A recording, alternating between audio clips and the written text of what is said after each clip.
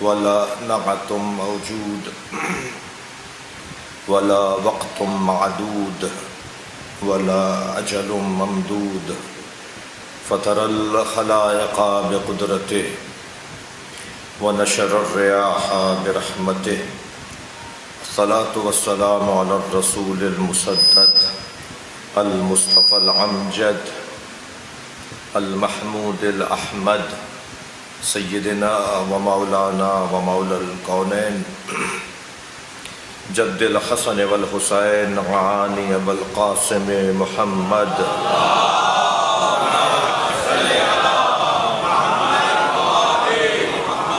وآله الطيبين الطاهرين المعصومين الذين قال الله إنما يريد الله ليذهب عنكم الرجس أهل البيت ويطهركم تطهيرا اللهم صل على سيدنا محمد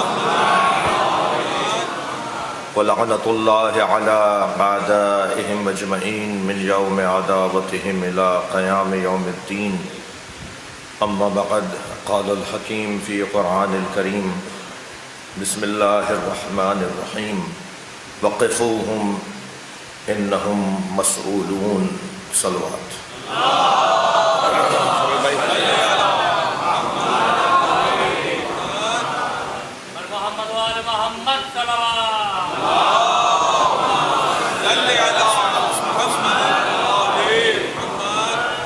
جناب نجم الحسن جعفری صاحب کے والدین، ان کی بہنیں، اس گھر کے دیگر مرحومین، آپ سب کے مرحومین رحم اللہ من قرأ الفاتحہ۔ بسم اللہ الرحمن الرحیم الرحمن الرحیم مالک یوم الدین إياك نعبد وإياك نستعين اهدنا الصراط المستقيم صراط الذين أنعمت عليهم غير المغضوب عليهم ولا الضالين بسم الله الرحمن الرحيم قل هو الله أحد الصمد لم يلد ولم يولد ولم يكن له كفوا أحد بسم الله الرحمن الرحيم قل هو الله أحد الصمد لم يلد ولم يولد ولم يكن له كفوا أحد اللهم صل على محمد وعلى محمد۔ حاجات کی برابری خاص طور پہ نجم الحسن جعفری صاحب کی صحت کے لیے، شفا کے لیے، جناب فردوس شمیم نقوی کی صحت کے لیے، آپ کی جو خاص حاجات ہیں ان کی برابری کے لیے، میں کچھ عرصے سے علیل ہوں، میں انفیکشن کا شکار رہا ہوں اور گلا شدید متاثر ہے۔ دعا فرمائے کہ میں ان 3 دنوں میں خاص طور پر ایام مولا کائنات میں، ایام خاص میں مولا کے ذکر کی توفیق پاؤں، دعاؤں کی قبولیت کے لیے بلند تر صلوات۔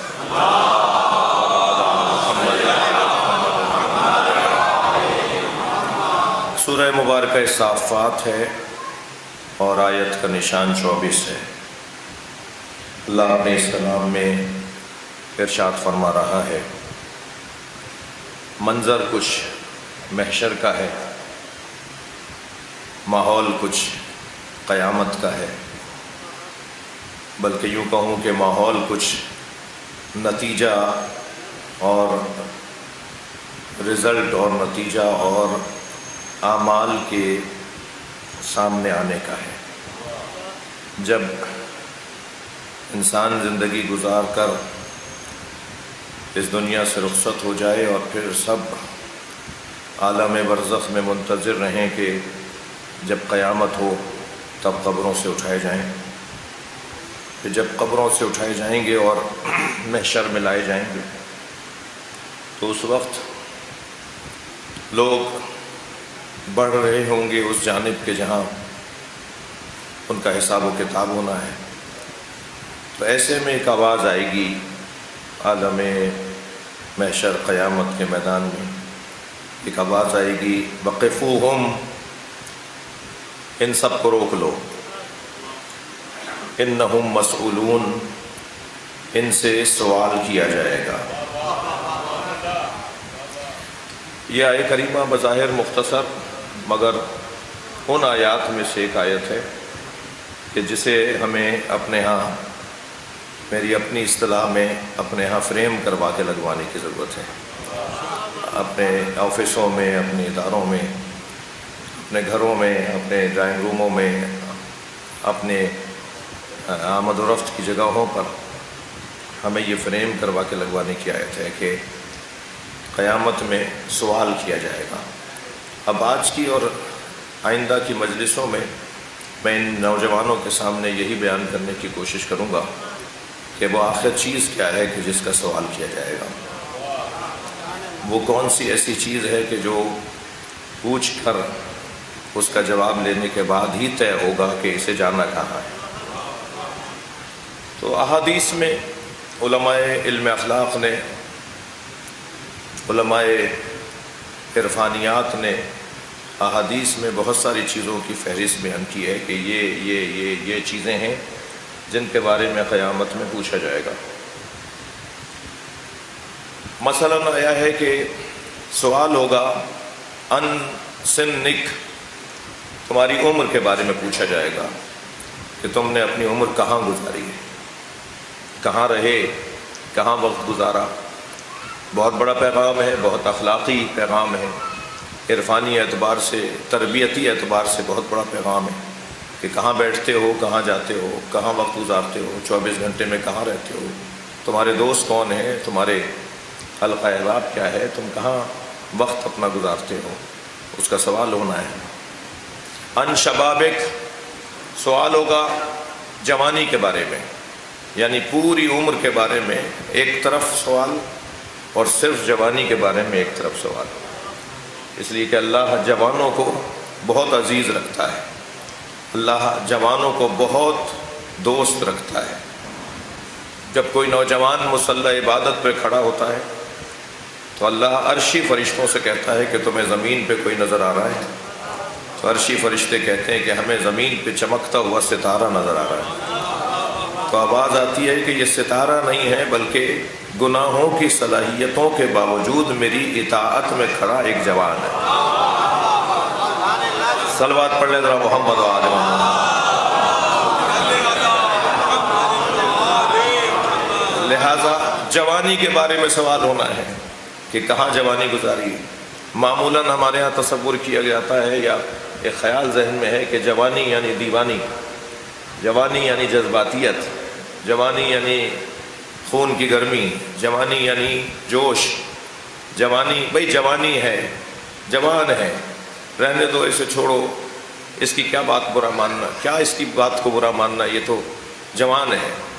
جبکہ جوان اگر بامعرفت ہو، جوان اگر مجلسی ہو، جوان اگر حیدری ہو، جوان اگر ماتمی اور عزادار ہو، تو اس کی جوانی کی حاکمیت اہل بیت کے ہاتھ میں ہوتی ہے۔ وہ جوان لاابالی نہیں ہوتا، وہ جوان بے پرواہ نہیں ہوتا، وہ جوان لا تعلق نہیں ہوتا، بلکہ وہ جوان وہ ہوتا ہے جو اپنی جوانی کے حسن کو بڑھاپے تک محفوظ رکھتا ہے۔ ایسا ہو سکتا ہے کہ کوئی جوانی کے حسن کو اپنے بڑھاپے تک محفوظ رکھے، وہ 40 سال کی عمر تک جو اپنے آپ کو بچائے رکھا۔ صلوات پڑھے ذرا محمد والا۔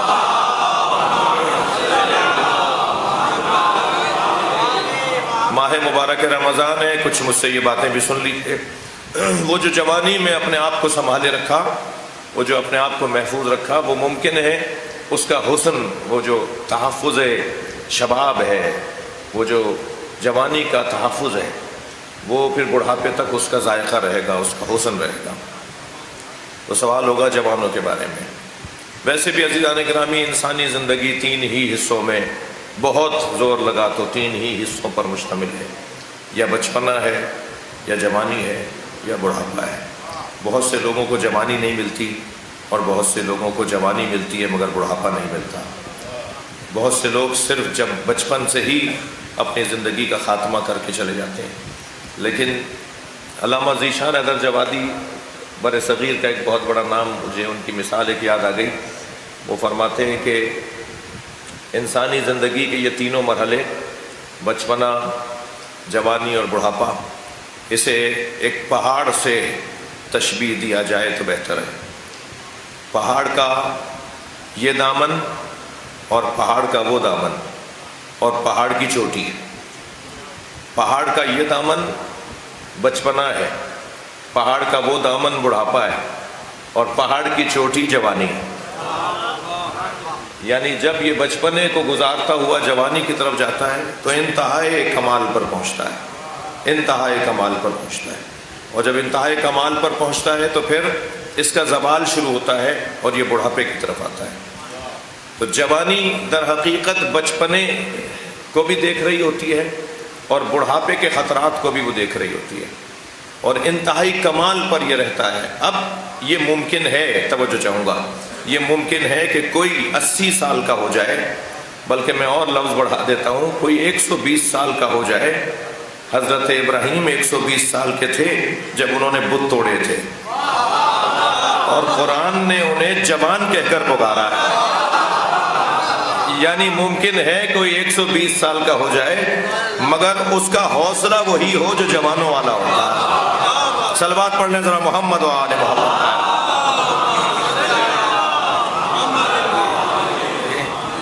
تو یہ ممکن ہے کہ بڑھاپے میں بھی جوانی کا تحفظ کیا جا سکے۔ ان شبابک، بچوں جوانوں میں اپنے کم سن ساتھیوں سے، نوجوانوں سے جو 40 سال سے کم کے ہیں ان سے بات کر رہا ہوں۔ تمہاری جوانی کے بارے میں پوچھا جائے گا، جوانی کہاں گزاری، تحفظ کرنا ہے اس کا۔ پھر اس کے بعد ان مالک، تیسرا سوال ہوگا مال کے بارے میں، کہاں سے حاصل کیا، کہاں خرچ کیا، مال کے بارے میں سوال ہونا ہے۔ عزیزان گرامی، چھوڑ دیجئے ان لوگوں کے ان بہکانے والی باتوں کو کہ جو ہر مال کو اپنا مال سمجھنے کی بات کرتے ہیں۔ ہر مال اپنا مال نہیں ہے، کسی اور کے مال کو اپنا مال تصور کر کے کیسے زندگی گزاری کی جا سکتی ہے؟ یہ ایک لقمہ جو میرے اور آپ کے حلق سے نیچے اترتا ہے، اگر یہ حرام کا ہو، اگر یہ کسی کا مال غصب کر کے استعمال کیا گیا ہو، تو اس کے اثرات میرے بدن کے اوپر آتے ہیں، اور ہمارے بدن پر آنے کا مطلب ہے ہماری عبادتوں پر آتے ہیں۔ ہماری عبادتوں کا مطلب یہ ہے کہ ہماری روحانیت پر آتے ہیں، یعنی ہماری دعاؤں پر آتے ہیں، اور پھر ایک ایسا بھیانک منظر بنتا ہے کہ پھر انسان مسائل اور مشکلات کا شکار ہو جاتا ہے، اس کے پاس پھر نکلنے کا کوئی راستہ نہیں ہوتا۔ کربلا کے میدان میں میرے مولا کا تیسرا خطبہ بھی جب لوگوں نے سنی انسنی کر دی اور سن کر اس پر اثر نہیں لیا، تیسرا خطبہ کربلا میں روز عاشور میرے مولا نے جب فرمایا اور لوگوں نے اس کے اوپر اثر نہیں لیا، تو آپ نے ایک عجیب جملہ ارشاد فرمایا مجھے پتہ ہے تم پر نصیحتوں کا اثر کیوں نہیں ہو رہا۔ نصیحت بھی حسین کی نصیحت ہے، یعنی ناصح بھی اگر کوئی ہو اور حسین ہو، فرمایا مجھے پتہ ہے تم پر نصیحتوں کا اثر کیوں نہیں ہو رہا۔ تم پر نصیحتوں کا اثر اس لیے نہیں ہو رہا کہ تمہارے شکموں میں حرام مال بھرا ہوا ہے۔ مال کے بارے میں پوچھا جائے گا، بھائی کہاں سے آ رہا ہے؟ مجھے معاف کیجیے گا، باتیں تو بہت ہی رقیق ہیں اس معنی میں کہ یہ گفتگو ہی اس میں زیادہ غور کرنا شایان شان نہیں ہے، یعنی مومن کی شایان شان نہیں ہے، یعنی ایک علی والے کے شایان شان نہیں ہے کہ وہ حرام کھاتا ہو، اس کی زندگیوں میں حرام کا دخل ہو، اور پھر حرام کھانے کے بعد بھی وہ کہتا ہو کہ ھذا من فضل ربی،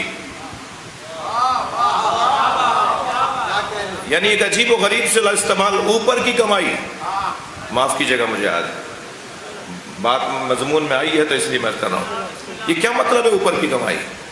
یہ کیا مطلب ہے حرام کی کمائی کو اللہ کا فضل کہنا؟ یہ اللہ کا فضل نہیں ہے، اللہ کا عذاب ہے جو نسلوں میں منتقل ہوتا ہے۔ لہٰذا میں گزارش کروں گا، اپنے آپ کو پہلے نصیحت کروں گا، پھر آپ کو نصیحت کروں گا، اس لیے کہ حکم یہی ہے کہ ان ساری باتوں پہ خود عمل کرنے کی کوشش کرو، اپنے آپ کو حرام مال سے بچانا ہے۔ قیامت میں ان سنک سوال ہو رہا ہے، تمہاری عمر کہاں گزری؟ ان شبابک، تمہاری جوانی کہاں گزری؟ ان مالک، تم نے مال کیسے حاصل کیا اور کہاں خرچ کیا؟ جی، اور چوتھی چیز جو میرا مضمون ہے، جو ان ساری چیزوں پر حاکم چیز ہے، ان حبنا اہل البیت۔ قیامت قیامت میں ہم اہل بیت کی محبت کے بارے میں سوال ہوگا۔ یہ جو حب اہل بیت ہے، بعض جگہ روایت میں آیا ہے ان ولایتنا، ہماری ولایت کے بارے میں سوال ہوگا۔ یہ جو ولایت اہل بیت ہے، یہ جو محبت اہل بیت ہے، اگرچہ اہل دقت تشریف فرما ہے، ممبری اور مجلسی لوگ تشریف فرما ہے، ولایت یا ولایت یہ دونوں لفظ ٹھیک ہیں، جیسے ثقلین اور ثقلین دونوں لفظ ٹھیک ہیں۔ حدیث میں کیا آیا ہے؟ انی تارک فیکم الثقلین، میں تمہارے درمیان دو بھاری چیزیں چھوڑے جا رہا ہوں، اور یہ بھی صحیح ہے انی تارک فیکم الثقلین، میں تمہارے درمیان دو بھاری چیزیں چھوڑے جا رہا ہوں، زیر کے ساتھ یا زبر کے ساتھ۔ ایسے ہی ولایت زبر کے ساتھ یا ولایت زیر کے ساتھ، دونوں لفظ ٹھیک ہیں۔ ولایت جو زیر کے ساتھ ہے اس کا مطلب ہے محبت، اور ولایت جو زبر کے ساتھ ہے اس کا مطلب ہے حاکمیت۔ تم سے ہمارے بارے میں پوچھا جائے گا کہ تم ہماری محبت کو کس درجے کی محبت، اور ہم ہمارے بارے میں تمہارا کیا خیال اور کیا معرفت ہے، ہماری محبت کیسی تھی تمہارے دل میں، اور ہمارے بارے میں تمہارا کیا خیال تھا، تم ہمیں حاکم بھی مانتے تھے یا نہیں۔ عزیزان گرامی، دنیا نے علی کو حاکم نہ مانا ہو، شیعہ تو کہتے ہی اسے ہیں جو اپنے وجود پہ علی کو حاکم مانتا ہے۔ اپنے ہر کام پر نظارت رکھنا، ہر کام پر نظارت جس کی قرار دی جائے وہی ہمارا مولا ہے۔ ہم اہل بیت کی محبت کے بارے میں سوال ہوگا، ہم اہل بیت کی ولایت کے بارے میں سوال ہوگا۔ جب یہ آیت نازل ہوئی وقفوہم انہم مسئولون، روکو انہیں، ان سے پوچھا جائے گا، تو سرکار دو جہاں کی خدمت میں اصحاب تشریف فرما ہیں۔ ابو سعید خدری رضی اللہ تعالیٰ عنہ صحابی رسول ہیں، وہ اس کے راوی ہیں، اور اس کو لکھنے والے علماء اہل سنت و شیعہ علماء اس کے نقل کرنے والے ہیں، اس روایت کو نقل کرنے والے ہیں۔ وہ یہ بیان فرماتے ہیں کہ جب یہ آیت نازل ہوئی تو سرکار سے فرمایا یا رسول اللہ، اصحاب نے فرمایا یا رسول اللہ اس کی تفسیر بیان فرمائے، تو آپ نے فرمایا قفوہم انہم مسئولون ان ولایت علی بن ابی طالب، محشر میں آواز آئے گی انہیں روکو، ان سے سوال کیا جائے گا علی کی ولایت کے بارے۔ مولا علی کی ولایت قیامت میں پوچھی جانے والی ایک وہ عنوان ہے کہ جو عنوان سوال ہے۔ قرآن مجید میں اس کے علاوہ بھی ایک اور آیت ہے، جو آیت سورہ مبارکہ صافات کی آیت ہے، اس میں بھی اسی انداز سے پروردگار عالم نے محشر میں سوال ہونے سے متعلق ہماری رہنمائی کی ہے، جہاں ارشاد ہوا ثم لتسألن یومئذ عن النعیم۔ یہ سارا عمل انجام دینے کے بعد پھر اس کے بعد بالتحقیق بالضرور لازماً ان سے پوچھا جائے گا اس دن ایک سب سے بڑی نعمت کے بارے میں۔ ایک سب سے بڑی، میری آج تمہیدی بیان ہے، ذرا آپ مجھ سے عنوانات لے لیجئے، سب سے بڑی نعمت کے بارے میں ان سے محشر کے دن پوچھا جائے گا۔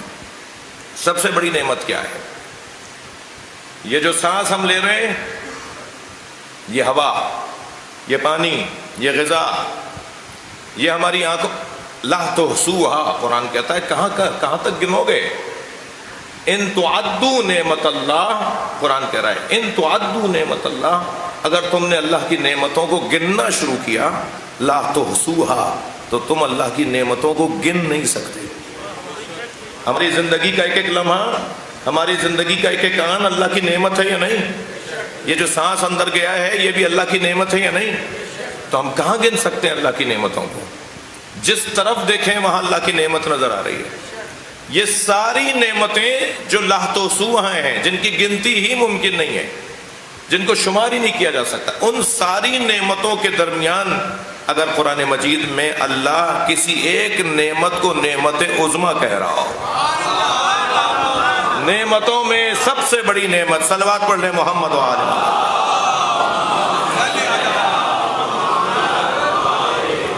اور بلند صلوات نبی کی ذات۔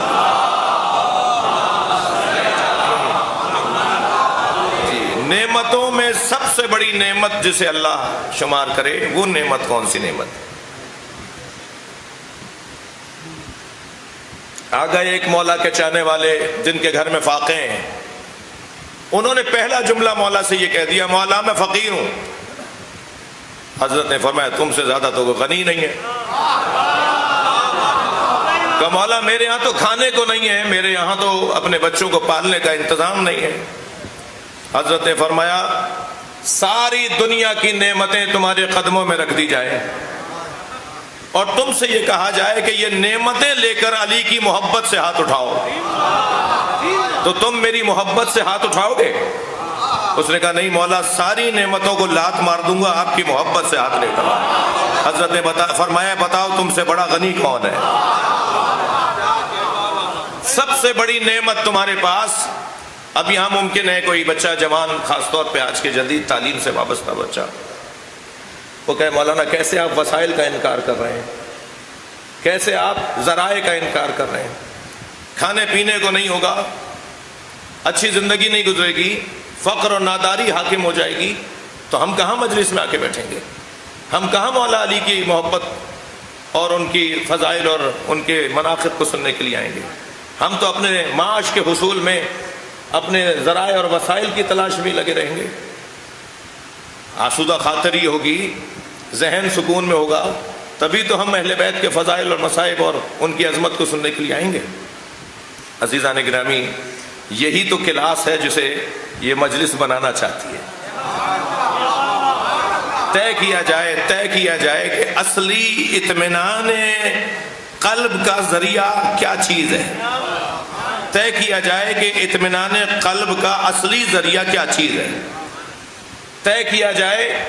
میں اپنے اس نقطے کو بیان کرنے سے پہلے، اس بات کو بیان کرنے سے پہلے، مولا علی کے دسترخوان پر آپ کو لے کے چلوں، جہاں علی نے ایک غذا ہمارے لیے رکھی ہوئی، اور وہ غذا یہ ہے کہ قیمت کل امرئ ما یحسنہ۔ مجھے بہت خوشی ہوئی، میں حبیب یونیورسٹی میں ایک سیمینار میں گیا تو وہاں جگہ جگہ مولا علی کا یہ قول خاص طور پہ اہم مقامات پر انہوں نے لکھا ہوا ہے۔ مولا کیا فرما رہے ہیں؟ فرما رہے ہیں قیمت کل امرئ ما یحسنہ، ہر شخص کی وہی قیمت ہے جسے وہ چاہتا ہے۔ دقت چاہوں گا خاص طور پہ نوجوانوں سے، ہر شخص کی وہی قیمت ہے جسے وہ چاہتا ہے۔ یعنی علی مولا یہ نہیں بتایا کہ یہ چاہو، وہ چاہو، اسے چاہو۔ علی نے ہمیں یہ نہیں فرمایا کہ فلاں چیز کو مجھ سے محبت کرو۔ علی پہلے تو ہماری چاہت کو اونچا کرنا چاہ رہے ہیں، علی ہماری سوچ کو بلند کرنا چاہ رہے ہیں۔ اپنی سوچ کو اتنا بلند کر لو، اچھا ہر شخص تو ایک جیسی بلند سوچ پہ نہیں جا سکتا، مگر مسلسل بہتری کی طرف تو جا سکتا ہے۔ تو جتنا بڑا مجمع بیٹھا ہے، ہر ایک کا جو مدارج ہوں گے، ہر ایک کے جو مراحل ہوں گے سوچ کو اونچا کرنے کے، وہ مختلف ہوں گے نا، مگر ہر شخص اس میں مطمئن ہے کہ میں اپنی قیمت اچھے سے اچھی لگوا رہا ہوں۔ علی سوچ کو بلند کرنا چاہ رہے ہیں، تمہاری قیمت وہ چیز ہے جیسے تم چاہتے ہو، تو اپنی چاہت کو اونچا کرو تاکہ قیمت بلند ہو جائے۔ اب کیا چاہے کہ جس سے انسان کی قیمت بلند ہو جائے؟ محرم کی مجالس میں اس سے ملتی جلتی ایک بات میں کر چکا ہوں۔ مولا نہج البلاغہ میں فرماتے ہیں کہ لیسا لانفسکم ثمن الا الجنہ، یہ دنیا تمہاری قیمت نہیں ہے، تمہارے نفس کی قیمت نہیں ہے، مگر ہے تو جنت۔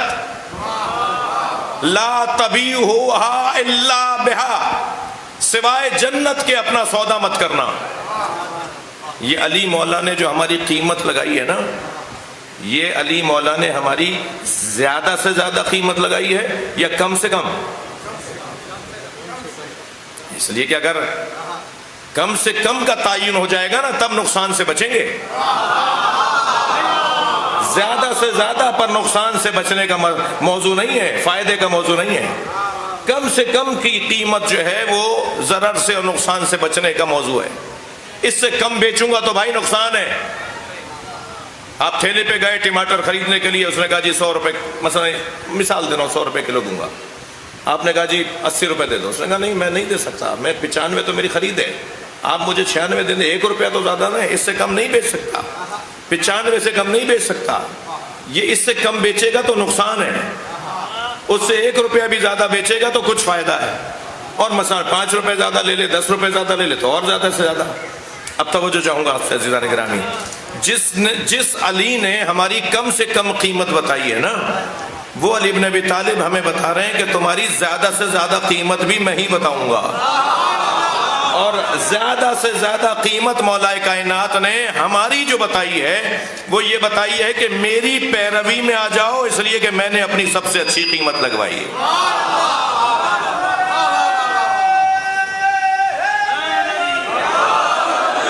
وَمِنَ النَّاسِ مَن يَشْرِي نَفْسَهُ ابْتِغَاءَ مَرْضَاتِ اللَّهِ وَاللَّهُ رَءُوفٌ بِالْعِبَادِ. کچھ لوگ ہیں جو اپنے آپ کو بیچتے ہیں اللہ کی مرضیوں کے بدلے میں. وہ کون ہے جو شب ہجرت نبی کے بستر پہ سویا اور اس نے اپنا وجود بیچا اور بدلے میں اللہ کی مرضیوں کو لیا؟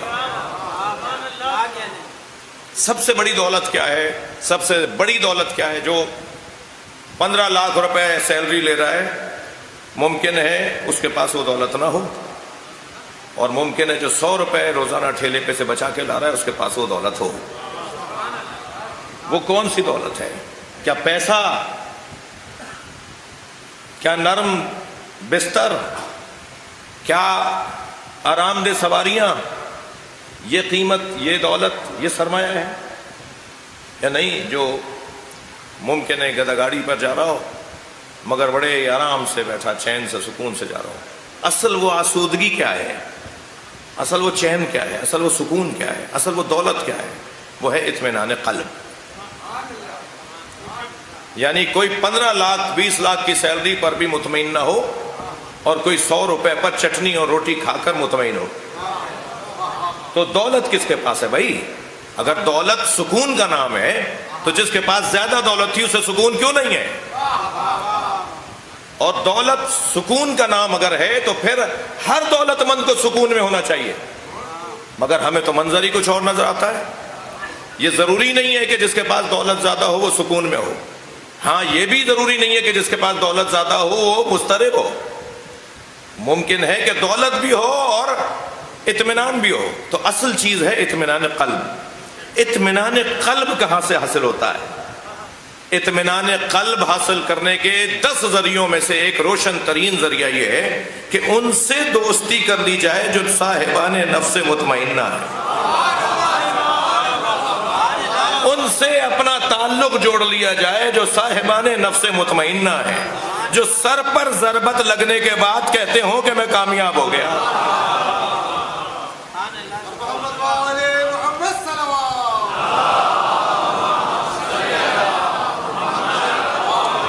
جو لاشوں پر لاشیں اٹھانے کے بعد کربلا کے میدان میں یہ آواز سنتے ہوں, یا ایتھا النفس المطمئنہ ارجعی الی ربک راضیۃ مرضیہ.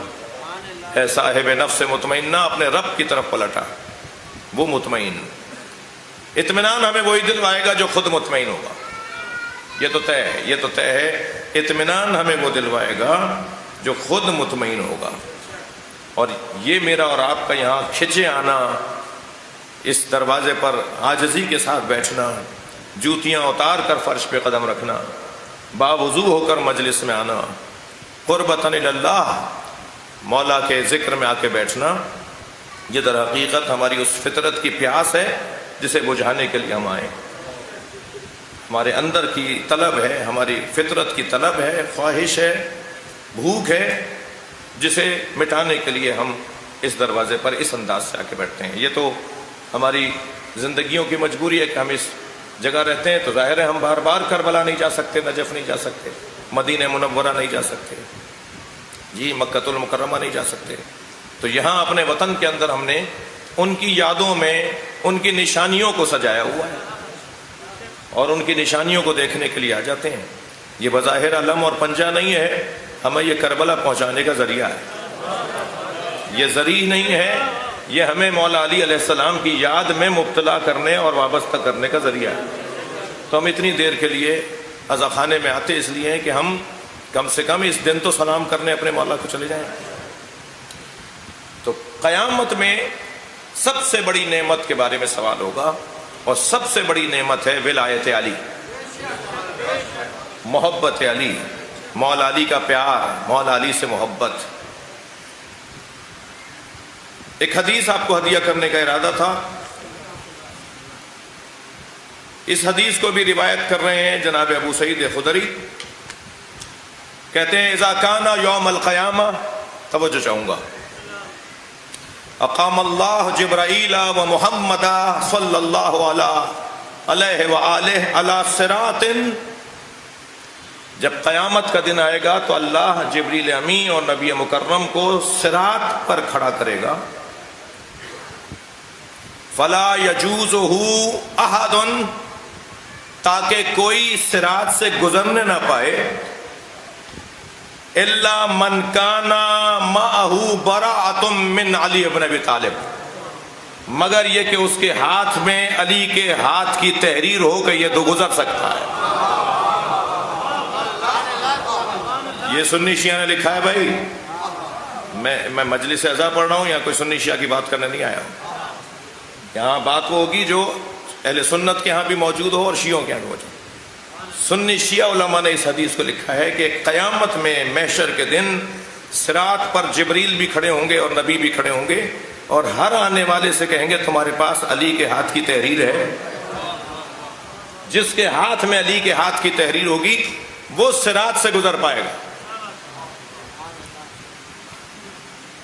عرفاء نے تو یہاں تک لکھا ہے کہ یہ صراط ہی تو وہ ولایت علی ہے جو بال سے زیادہ باریک ہے، تلوار سے زیادہ اس کی دھار ہے، آگ سے زیادہ وہ گرم ہے.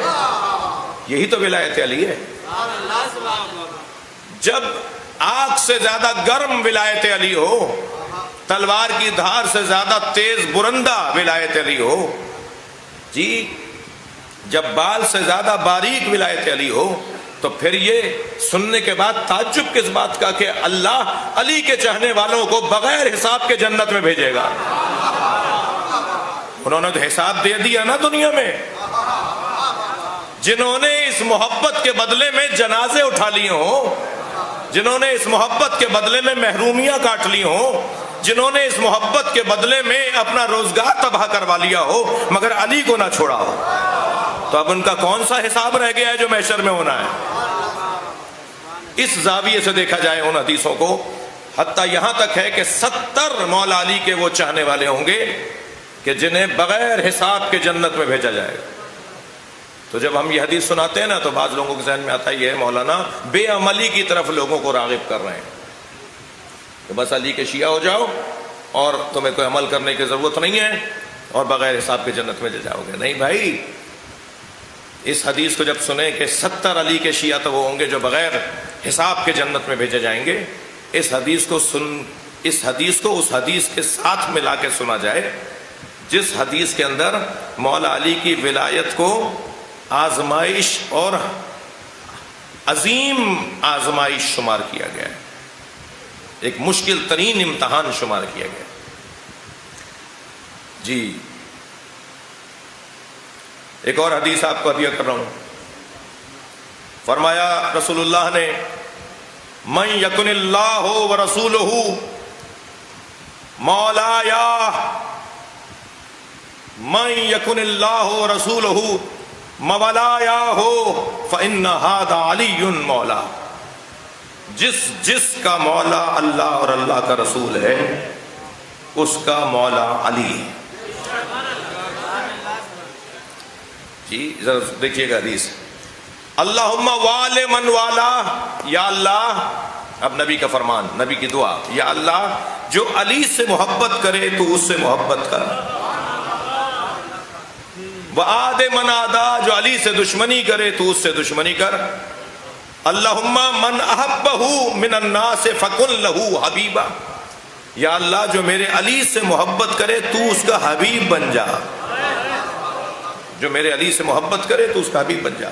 ومن ابغضہ فکن لہ مبغضا، اور جو میرے علی سے بغض کرے تو بھی اس کا مبغض قرار پا.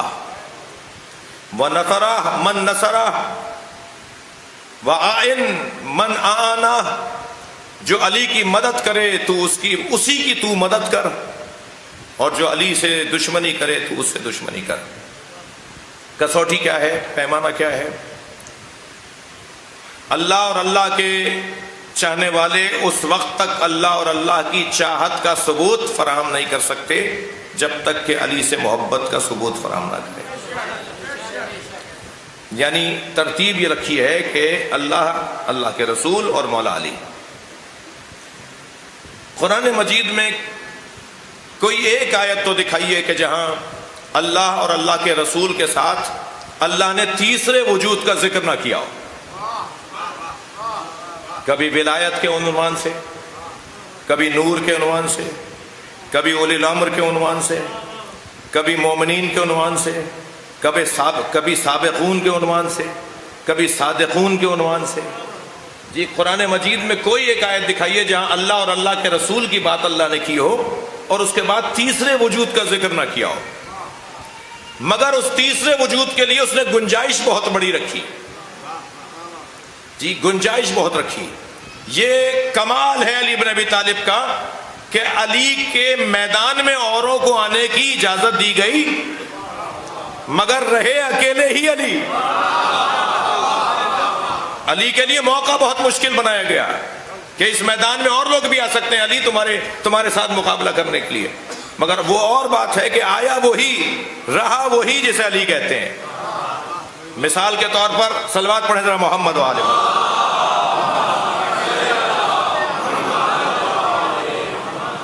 مثال کے طور پر کہا گیا والذین آمنوا بہ ونصروہ وعذروہ واتبعوا نور الذی انزل معہ۔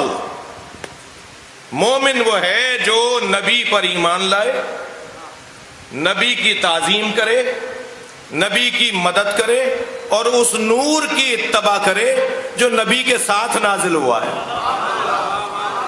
اب یہ کتنا بڑا میدان رکھ دیا، مگر وہ نور کون سا ہے کہ جو نبی کے ساتھ نازل ہوا ہے اس کی اتباع کی جائے۔ قرآن تو نبی کے ساتھ نازل نہیں ہوا، اور قرآن کے تو اتباع نہیں ہوگی، اطاعت ہوگی۔ اتباع تو اعمال کی ہوتی ہے، اتباع تو اعمال کی ہوتی ہے۔ قرآن اعمال کا مجموعہ نہیں ہے، اقوال کا مجموعہ ہے۔ لہٰذا یہاں قرآن مراد نہیں ہے، کوئی ایک نور ہے کہ جو نبی کے ساتھ نازل ہوا ہے۔ تو جب ہم نے بہت ہی آرام سے، راحت سے تلاش کرنا چاہا کہ وہ نور کون سا ہے، تو وہ نور وہی ہے کہ جس کے لیے پھر قرآن مجید نے کہا وَاتْلُوهُ شَاهِدٌ مِّنْهُ، ان کے پیچھے پیچھے ایک گواہ بھی آ رہا ہے، میرے نبی کے پیچھے پیچھے ایک گواہ بھی آ رہا ہے۔ وہ گواہ کون ہے جو نبی کے پیچھے پیچھے آ رہا ہے؟ جی لہذا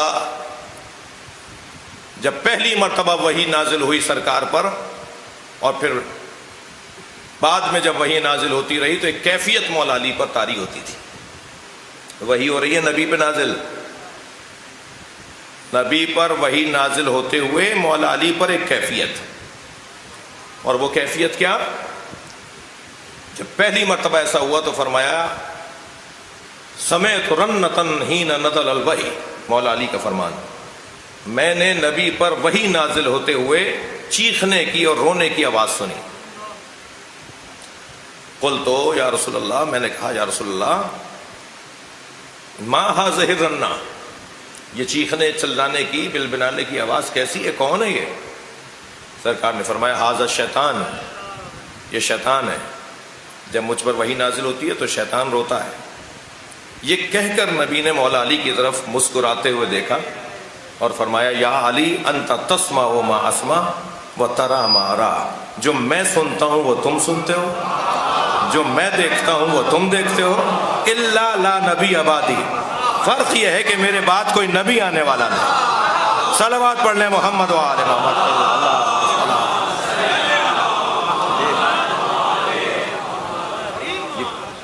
میدان بہت بڑا رکھا مولا علی کے لیے، مثلا ارشاد ہوا انما ولیکم اللہ، ایک اور مثال انما ولیکم اللہ، سورہ مبارکہ مائدہ آیت نمبر 55، تمہارا ولی اللہ ہے ورسولہ، اور اس کا رسول ہے، والذین آمنوا الذین یقیمون الصلاۃ ویؤتون الزکاۃ وہم راکعون، اور تمہارا مولا، تمہارا ولی، تمہارا سرپرست، تمہارا حاکم وہ ہے جو صاحبان ایمان ہو، جنہوں نے نماز کو قائم کیا ہو اور جنہوں نے حالت رکوع میں زکوٰۃ دی ہو۔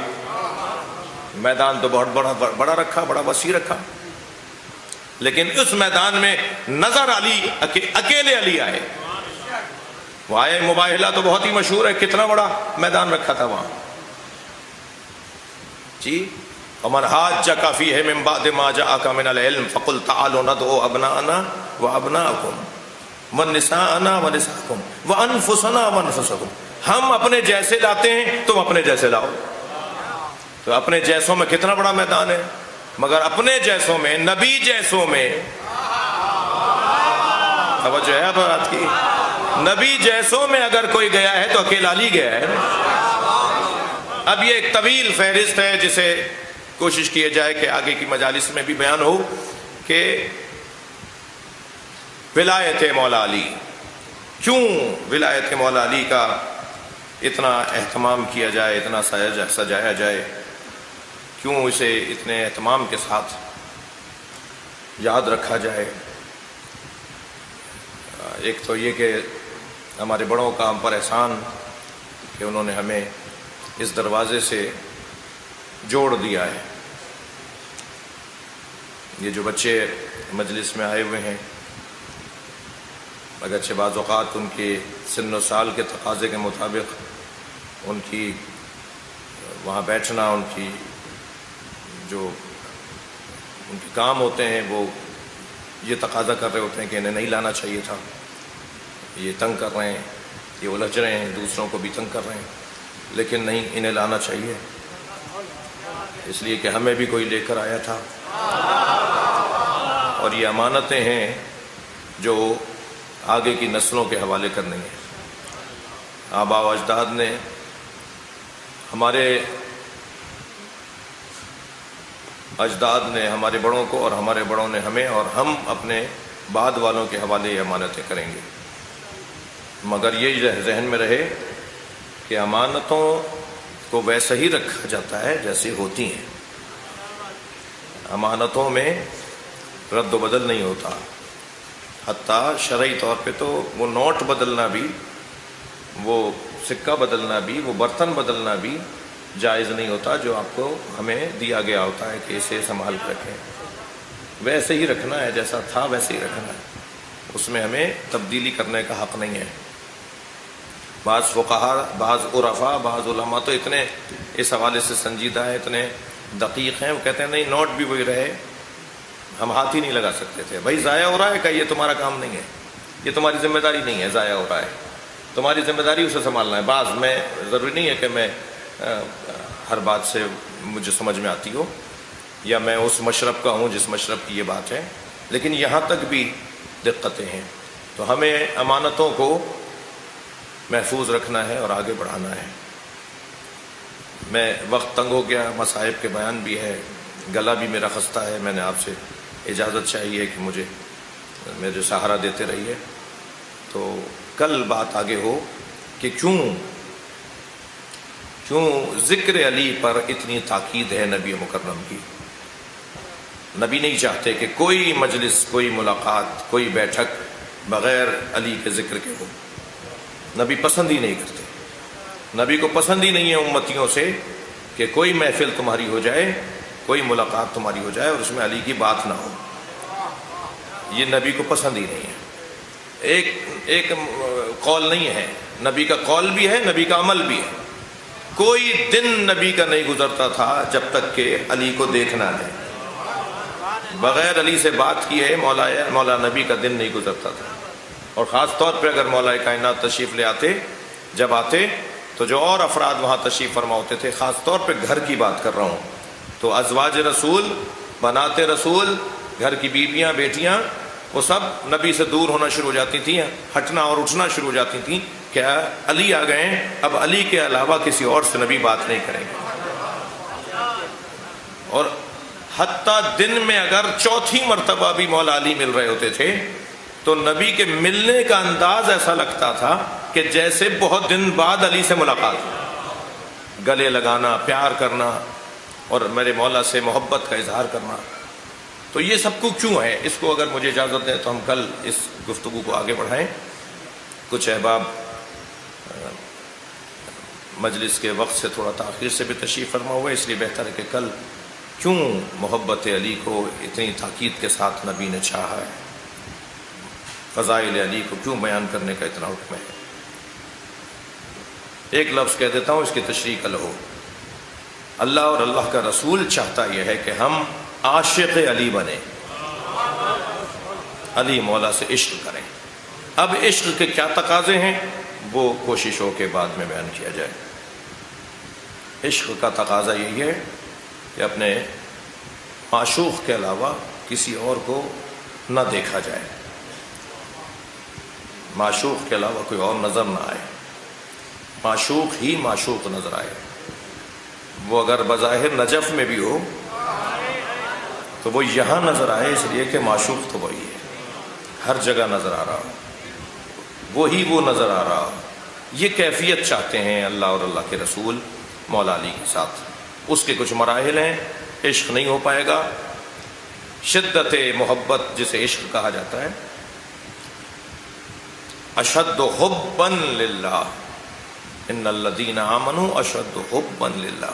یہ جب محبت میں شدت آتی ہے تو محبت کی شدت کا دوسرا نام عشق ہے، اور یہ نہیں ہو سکتا جب تک کہ اس کے پہلے کے مراحل نہ گزارے جائیں۔ اس سے پہلے کچھ مراحل ہیں، وہ جو پہلے کے مراحل ہیں وہ جتنے اچھے سجیں گے، جتنے اچھے بنیں گے، جتنے اچھے ترتیب دیے جائیں گے، اتنا ہی عشق کا اور حب شدید کا مرحلہ شروع ہوگا۔ شب قدر ہے،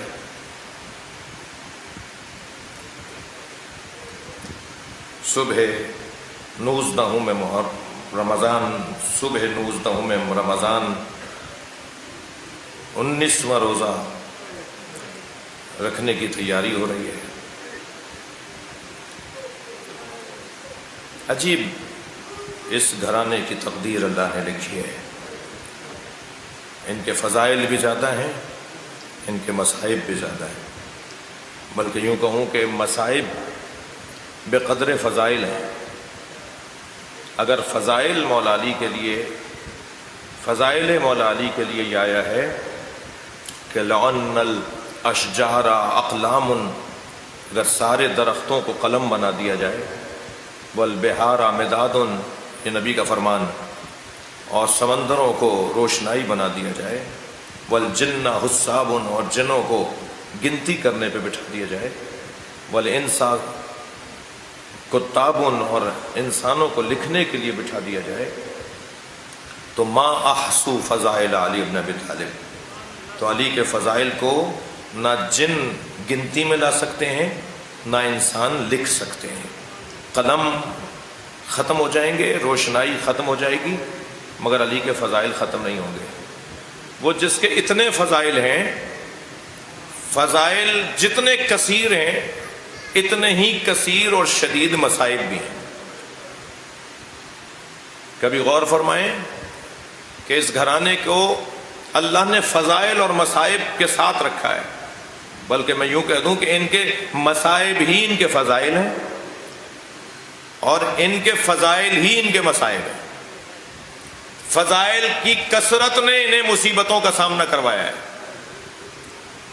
جتنے فضائل بڑھتے چلے گئے، مصیبتیں بڑھتی چلی گئیں۔ منصب بڑا ہو جاتا ہے تو پھر آزمائشیں بھی بڑی ہو جاتی ہیں۔ اچھا، یہ مولا علی کی بات کر رہے ہیں، ہم رسالت مآب کی بات کر رہے ہیں۔ امام حسین 56 برس کے ہیں کربلا میں، امام حسین کی بات کر رہے ہیں۔ سلام تو 4 سالہ سکینہ پر ہو، اس بچی پر ہو جو بظاہر ابھی بابا کی گود سے اترنے کی عادت بھی نہیں رکھتی، ہر کچھ دیر کے بعد بابا کی گود میں آ جاتی ہے۔ کیا ہوا اس گھرانے کے بچوں پر؟ اور بچے بھی کیونکہ ان عظیم ہستیوں کی آغوش میں پلے ہیں تو معرفت کا کمال ہے، معرفت کمال پر ہے. جب آیا ہے نا ذوالجناح خبر شہادت لے کر، تو جناب سکینہ کی زبان پر کوئی شکوہ نہیں تھا، کوئی گلہ نہیں تھا، بلکہ بی بی نے انتہائی وقار کے ساتھ قدم اٹھائے اور بابا کے گھوڑے کی گردن پہ ہاتھ رکھ کر فرمایا، یا جواد ابی ام سقیا ابی ام قتلا عطشانا، حل سقیا ابی ام قتلا عطشانا. اے میرے بابا کے گھوڑے، مجھے بس اتنا بتا، پانی پلا کر مارا؟ میرا بابا پیاسا بہت تھا. یہ کیفیت جو جناب سکینہ کی ہے، یہ کیفیت عبداللہ رضی کی بھی ہے، یہ کیفیت جناب امام محمد باقر 4 سال کے ہیں ان کی بھی ہے. اس گھر کے کم سن بچوں کی بھی یہی کچھ کیفیت ہے. بلکہ حق ہے یہیں پر سلام کریں اس کم سن علی پر، کم سن ترین علی پر، جس کی عمر 6 مہینے کی ہے، مگر میدان میں وہ دادا علی کی طرح نظر آ رہا ہے، اطمینان کے ساتھ، سکون کے ساتھ. اجرکم اللہ، اجرکم اللہ. اس گھر میں مصیبتوں کا ایک تسلسل ہے. یہ اللہ نے طے کیا ہے کہ انہیں ان مصیبتوں کے ذریعے سے امت کے دلوں میں ان کی مقام اور جگہ رکھنا چاہتا ہے. کس امام کی مصیبت کا ذکر کروں؟ مولا علی کے بعد ہر امام کے ساتھ یہی کچھ ہوا جو مولا علی کے ساتھ ہوا. کسی ایک کے جنازے کے بارے میں تو بتائیے کہ جس کا جنازہ شان سے اٹھایا گیا، جس کے جنازے کے اندر جنازہ اٹھانے والوں نے کوئی ظلم نہ کیا ہو. اگر چند جنازے ملتے بھی ہیں کہ جن میں ہزاروں کی تعداد میں لوگ تھے، تو مصیبت یہ تھی کہ پرسہ وہ لے رہا تھا جس نے قتل کیا تھا. یہ مصیبت تھی. لہذا امام جعفر صادق کا پرسہ وہ لے رہا ہے جس نے خود امام کو قتل کیا ہے. امام علی نقی کا پرسہ وہ لے رہا ہے جس نے خود امام علی نقی کو قتل کیا ہے. یہ کچھ کیفیت ہے. امام موسیٰ کاظم کا پرسہ وہ لے رہا ہے، جنازے کے آگے آگے چل رہا ہے، بظاہر سر سے امامہ بھی اتارا ہوا ہے، جس نے خود امام کو زہر دیا ہے. یہ خود مظلومیت نہیں ہے اس گھرانے کی؟ ہمارے شہر کا اگر کوئی معتبر مر جائے تو جنازے کا اہتمام ہوتا ہے نا. نبی کی اکلوتی بیٹی جناب فاطمہ زہرا کا جنازہ ہے اور رات کی تاریکی میں جنازہ اٹھایا جا رہا ہے اور قبر کئی جگہ نشان قبر بنایا جا رہا ہے. کبھی غور فرمایا کہ آج جس کا شان سے مزار نجف اشرف میں ہے، ہزاروں کلو سونا اور چاندی اور جواہرات اس پہ چڑھے ہوئے ہیں، اس کی قبر، ان کی قبر امام صادق کے زمانے تک پتہ نہیں تھی کہ کہاں ہے. مخفی قبر تھی مولا علی کی، کوئی نہیں جانتا تھا کہ علی دفن کہاں ہے. حجاج ابن یوسف نے 3000 جگہ گڑھے کھدوائے کہ علی کا جنازہ نکال کر لٹکاؤں گا. جی، حجاج ابن یوسف کے زمانے تک مولا کائنات کی قبر کا علم نہیں تھا. کیا ہوا اس گھرانے کے ساتھ؟ یہ تو مولا علی کی قبر کی بات کر رہا تھا. مولا علی کے بیٹے حسین پہ گھوڑے دوڑا دیے، ان کے فرزند امام حسن کے جنازے پہ تیر مار دیے. یہ ساری مصیبتیں، اور ان ساری مصیبتوں میں اہل بیت کا شکر اور صبر کے ساتھ رہنا اور اللہ کی بارگاہ میں سجدہ ریز رہنا اور شاکر رہنا، یہ سبب ہے کہ آج ان سے عشق کی بات ہوگی. یہ ساری مصیبتوں کے باوجود زبان پر اللہ کا شکر، اس کے لیے تسبیح کے کلمات، اس کے لیے قانے اور صابر رہنے کا انداز اور اظہار، یہ سبب ہے کہ آج اللہ نے ان کی محبت دلوں میں ڈالی. قرآن کی ایک عجیب آیت ہے، ان الذین آمنوا وعملوا الصالحات سیجعل لهم الرحمن ودا. صاحبان ایمان اور صاحبان کردار کا، صاحبان ایمان اور صاحبان کردار کی محبت لوگوں کے دلوں میں اللہ ڈالتا ہے. جو آج ہمارے دلوں میں محبت ہے اس گھرانے کی، یہ اللہ نے ہمارے دلوں میں محبت اتاری ہے۔ وہ صاحبان ایمان کون ہیں؟ جو صابر ہیں۔ وہ صاحبان کردار کون لوگ ہیں؟ جو شاکر ہیں۔ کربلا میں 9 مرتبہ قیامت آتے آتے رکی۔ اس ایک بات پر میں آج آپ سے رخصت لے لوں گا۔ کربلا میں 9 جگہوں پر قیامت آتے آتے رکی، اس لیے کہ مصیبت اس پر تھی جس کی وجہ سے یہ کائنات بنی ہے۔ مگر آتے آتے قیامت جو رکی اس کا سبب یہ تھا کہ جب اللہ اس کی محبت میں آسمان کو گرانا چاہتا تھا، زمین کو پھاڑنا چاہتا تھا، تو وہ سجدے میں سر رکھ کر شکرن للہ بولتا تھا، یا اللہ تیرا شکر ہے۔ وہ کون سی جگہیں تھی جہاں پر قیامت آ رہی تھی؟ سیاہ آندھیاں چل رہی تھیں، زمین کربلا پہ زلزلہ آ رہا تھا، مگر نہیں آیا، قیامت نہیں آئی۔ کیوں؟ اس لیے کہ جس کی محبت میں اللہ قیامت نازل کر رہا تھا، قیامت ڈھا رہا تھا، وہ تو اللہ کا شکر ادا کر رہا تھا۔ کہتا اللہ نہیں، میں تو راضی ہوں، میں تیری بارگاہ میں راضی ہوں۔ ان جگہوں میں سے چند جگہیں سن لیجئے عزادارو۔ ان جگہوں میں سے ایک وہ جگہ تھی جب حسین علی اکبر کے لاشے پہ جاتے ہوئے زمین کربلا پہ گرے تھے اور فرما رہے تھے علی مجھ سے کچھ نظر نہیں آ رہا، مجھے کچھ نظر نہیں آ رہا، مجھے آواز دو تاکہ میں تم تک پہنچوں۔ حجت خدا زمین پہ گر رہا ہے، آسمان کیوں نہ گرے، زمین کیوں نہ پھٹے۔ اور پھر اس کے بعد جب حسین مولا کی زبان پہ صبر اور شکر کے کلمات، تو آتے آتے قیامت رک جاتی ہے۔ دوسری جگہ بتا دوں کہ کہاں ہوا ایسا؟ وہ جگہ تھی کہ جب علی اصغر کے گلے پہ تیر لگا، امام نے ہر لاشا تو لا کے گنج شہیدہ میں رکھ دیا، مگر علی اصغر کا لاشا گود سے اتار نہیں رہے تھے۔ اجر و کمل اللہ، اجر و کمل اللہ۔ جن کے مذہب میں رونا جائز ہے وہ تکلف کر کے نہ روئیں۔ 2-3 جملے کہہ رہا ہوں۔ امام نے ہر لاشا مقتل سے لا کر گنج شہیدہ میں رکھ دیا، آغوش میں لیتے تھے، گود میں اٹھاتے تھے، ہاتھوں پر اٹھاتے تھے، مگر ایک لاشا ایسا تھا جسے حسین اپنی گود سے اتارنا نہیں چاہتا، اور وہ لاشا حضرت علی اصغر کا لاشا ہے۔ خیال آتا ہے کہ اسے رکھ دوں زمین پر، پھر حسین سینے سے لگا لیتے ہیں۔ اللہ نے اس کیفیت میں حسین کو دیکھا تو پہلی مرتبہ عاشور کے دن حسین کے کان میں غیبی آواز آئی۔ عاشور کے دن 2 سے 3 مرتبہ امام کے کان میں اللہ کی آواز آئی ہے، مگر جو پہلی آواز آئی ہے وہ کیا آئی؟ دا حاضر رضی، اے حسین اس بچے کو چھوڑ دو، اس بچے کو اس کی ماں کے حوالے کر دو۔ اس وقت امام حسین نے، اجر و کمل اللہ، اس وقت امام حسین نے یہ بچہ ماں کی گود میں دیا تھا۔ یہ جو کیفیت تھی یہ تھی وہ جو آثار قیامت نازل ہو رہے تھے، مگر حسین کی زبان پہ کیا جملے تھے؟ رضن بقضائہ وتسلیما لامرہ لا معبود سواک یا غیاث المستغیثین۔ یہ امام حسین کے وہ خاص جملے ہیں جو عاشور کے دن حسین مصیبتوں پر مصیبتیں اٹھانے کے باوجود یہ جملے کہہ رہے تھے۔